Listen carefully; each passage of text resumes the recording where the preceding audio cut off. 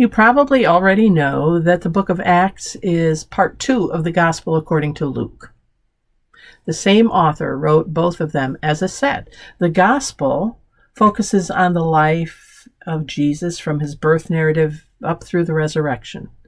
And then the Acts of the Apostle, that's its official name for the book of Acts, the Acts of the Apostle, chronicles the life of the apostles, the disciples, after the resurrection, after Jesus ascends into heaven, and what is known as the birth of the church.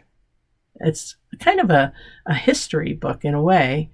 It chronicles that whole time, the day that the Holy Spirit descended upon us as Jesus had promised that it would before he died. Well, guess what? That's today. That's what Pentecost is. Today, the day of Pentecost, is when the Spirit came into the earthly three-dimensional space as the great comforter, the advocate, our constant companion. Some people will refer to that as the auric presence, or the risen Christ, or the Christ consciousness. However it works for you, we are commemorating an immediacy, a presence of the Spirit. So let's listen with new ears to what may be a very familiar story as found in the first 21 verses of Acts chapter 2 from the Message version. Listen with your heart.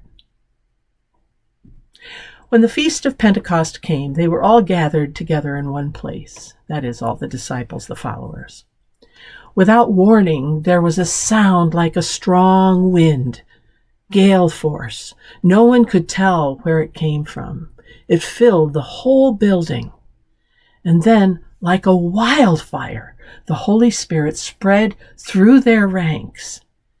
And they started speaking in a number of different languages as the Spirit prompted them. There were many Jews staying in Jerusalem just then. It was a big festival. This Pentecost festival is a Jewish festival as well. And these were devout pilgrims from all over the world. And when they heard the sound, they came on the run. Then they were heard one after another. Then when they heard one after another their own mother tongues being spoken, they were blown away. They couldn't for the life of them figure out what was going on. And they kept saying, "Aren't these all Galileans? How come we're hearing them talk in our various mother tongues?"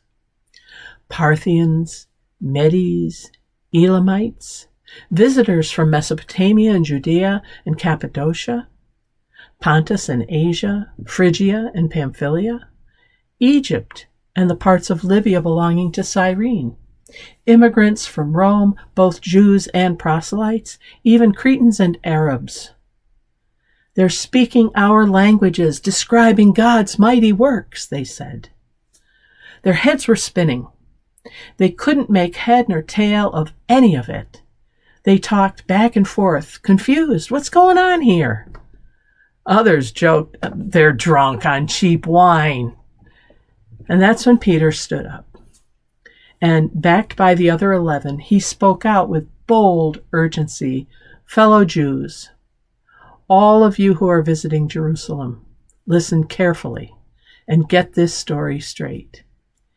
These people aren't drunk, as some of you suspect. They haven't had time to get drunk. It's only 9 o'clock in the morning." That line always sort of made me chuckle. "This is what the prophet Joel announced would happen," he said. And then he quotes the prophet Joel. "In the last days, God said, I will pour out my Spirit on every kind of people. Your sons will prophesy, also your daughters. Your young men will see visions, your old men dream dreams. And when the time comes, I'll pour out my Spirit on those who serve me, men and women both, and they'll prophesy. I'll set wonders in the sky above and signs on the earth below. Blood and fire and billowing smoke, the sun turned black and the moon blood red. Before that day arrives, the day tremendous and marvelous, and whoever calls out for help to me, God, will be saved." What a story, huh?